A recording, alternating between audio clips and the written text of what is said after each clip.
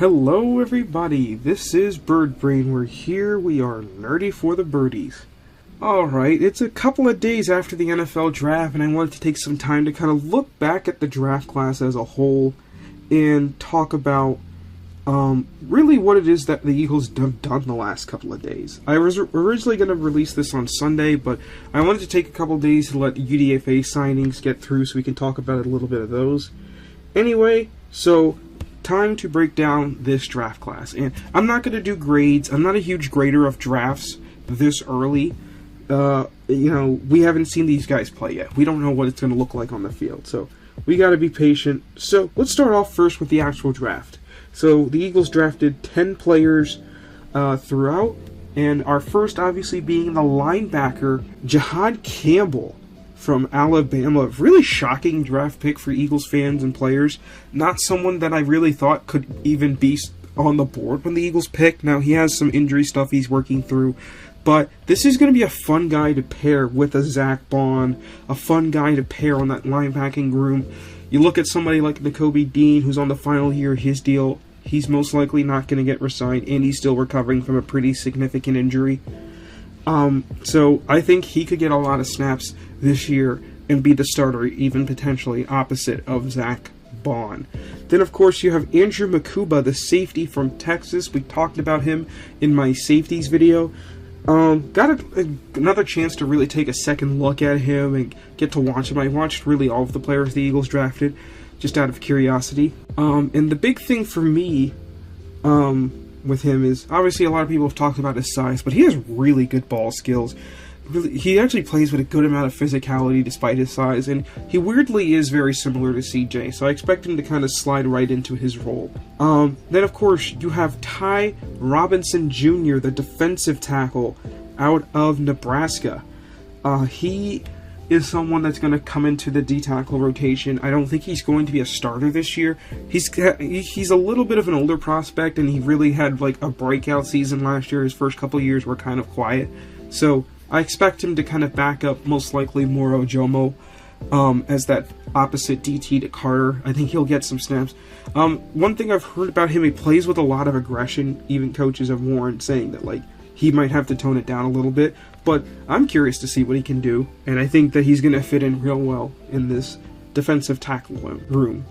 Then you have Mac McWilliams, the corner from UCF. Someone that, at the time of the draft, I wasn't aware of, but I got a chance to look back at his film. He had some really good reps at the Senior Bowl, which, as a corner, is big, because usually those reps are designed to let wide receivers win. I believe he got 5 reps against receivers, and he allowed 0 completions, which is great for a corner.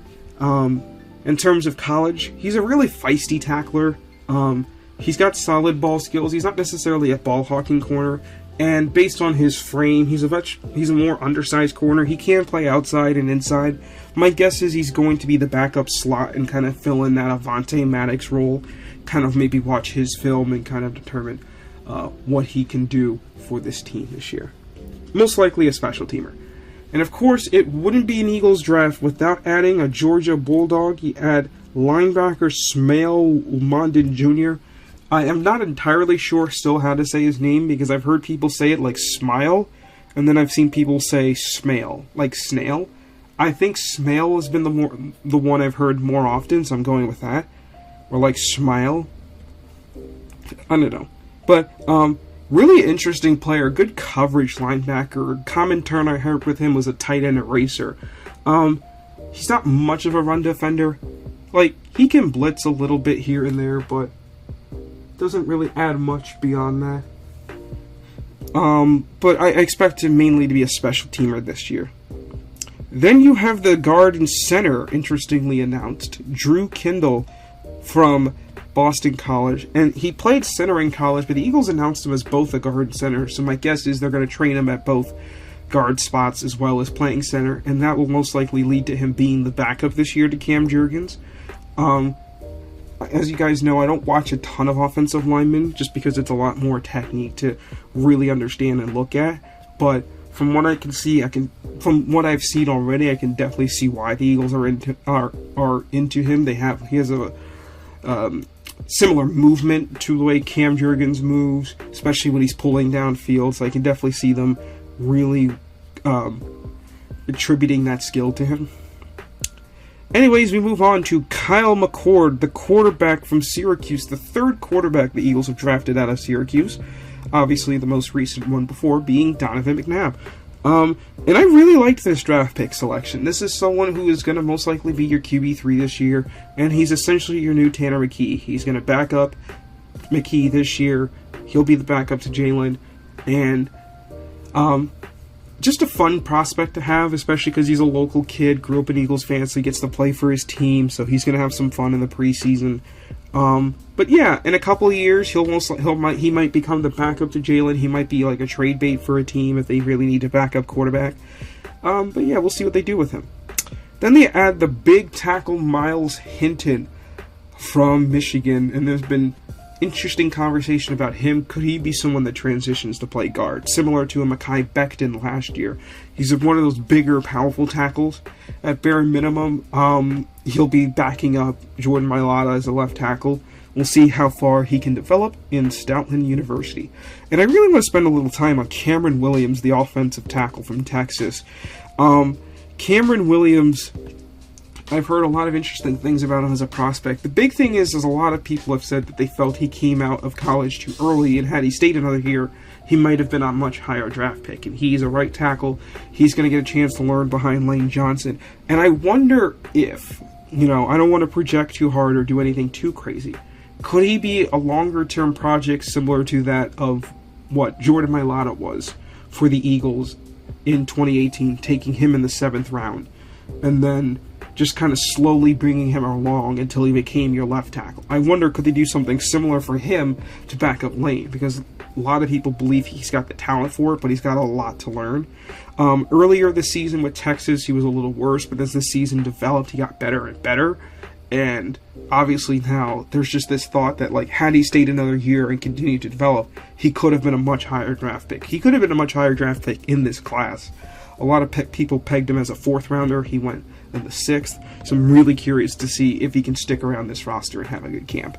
And lastly, the Eagles added edge rusher Antoine Powell-Ryland Jr. out of Virginia Tech. And this was a highly productive edge rusher, having 16 sacks last year. The big reason why he fell is he does have short arms. But watching him, he's very involved, very disruptive. He doesn't like to get stonewalled. Like, if a tackle stops him one way, he's going to try to spin out of it. He's going to try to use all of his moves. He is an interesting guy. I could see him making the roster as a depth edge piece, especially given his production history, but I'll be curious to see if he can stick around. So that's the draft class as a whole. Now, I also wanted to bring up the UDFAs. These are players that are actually signed to the roster. These are not players who are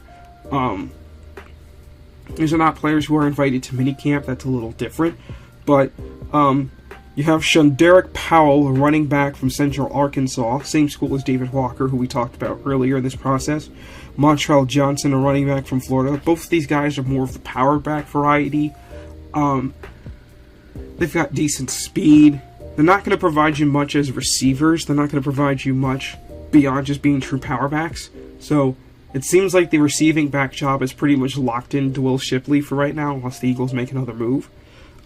At wide receiver, they added Taylor Morin from Wake Forest. And a big interesting thing for him is he is more of a punt returner, and this could be your Britton Covey replacement. Someone who averaged 17 yards per return on punts in college, so that'll be interesting to see what that role looks like for him in camp and even the preseason. Hullen Pierce, offensive tackle from Rutgers, another one of these big offensive linemen that the Eagles like. Really interesting player to see go as a UDFA. A lot of people believed he'd be drafted, and he was available. The Eagles took him, so we'll see what he can do in Jeff Stoutland U. Then we have the linebacker Lance Dixon from Toledo, along with another teammate of his, Maxim Hook, the safety from Toledo, former teammates of Quinyon Mitchell. Some more depth pieces for the defense. B.J. Mays, the CB from Texas A&M, and Brandon Johnson, the safety from Oregon, will round out your UDFA class. So a really solid class. really looking to fill in the depth for the team and really develop the back end of the roster so that the front end can now feature some of those younger players, where we're probably going to see more of a Keely Ringo more involved in the team this year. You know, it looks like Tyler Steen's your starting right guard. But again, we're still not there yet. Anyways, hope you guys enjoyed this video. I'm going to take a little bit of a break in terms of content. The next time you'll see me in a video, unless something big happens, it will be a breakdown of our schedule, which is due to come out 2 weeks from tomorrow. Anyway, this is Bird Brain. See you guys around. Fly Eagles fly. Have a nice day.